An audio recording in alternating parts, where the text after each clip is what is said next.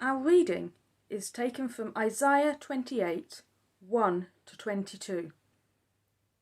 Woe to that wreath, the pride of Ephraim's drunkards, to the fading flower, his glorious beauty, set on the head of a fertile valley, to that city, the pride of those laid low by wine. See, the Lord has one who is powerful and strong, like a hailstorm and a destructive wind.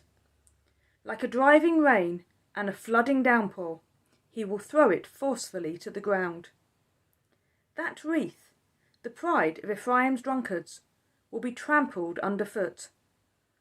That fading flower, his glorious beauty, set on the head of a fertile valley, will be like figs ripe before harvest. As soon as people see them and take them in hand, they swallow them. In that day, the Lord Almighty will be a glorious crown, a beautiful wreath, for the remnant of his people.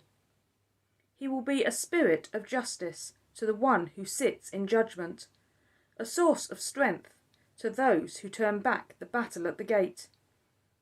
And these also stagger from wine, and reel from beer. Priests and prophets stagger from beer, and are befuddled with wine.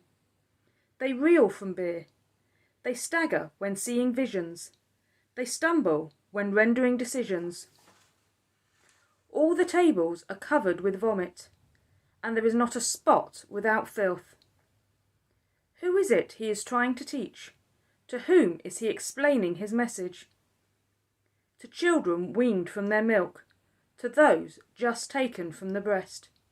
For it is, do this, do that, a rule for this, a rule for that, a little here, a little there. Very well then, with foreign lips and strange tongues, God will speak to this people, to whom he said, this is the resting place, let the weary rest, and this is the place of repose. But they would not listen. So then, the word of the Lord to them will become, do this, do that, a rule for this, a rule for that, a little here, a little there, so that as they go, they will fall backwards. They will be injured and snared and captured. Therefore, hear the word of the Lord, you scoffers who rule this people in Jerusalem. You boast, we have entered into a covenant with death. With the realm of the dead we have made an agreement.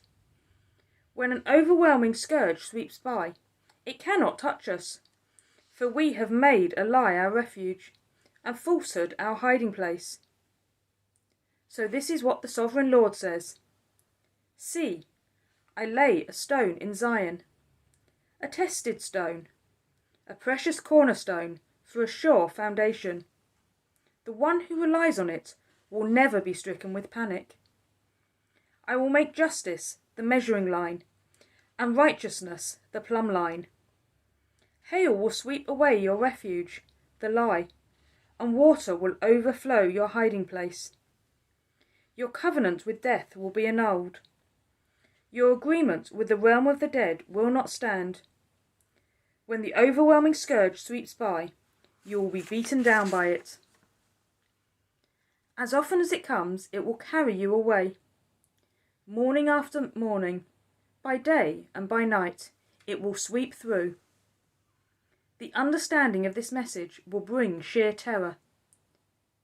The bed is too short to stretch out on, the blanket too narrow to wrap around you. The Lord will rise up as he did at Mount Perazim. He will rouse himself as in the valley of Gibeon, to do his work, his strange work, and perform his task, his alien task. Now stop your mocking, or your chains will become heavier.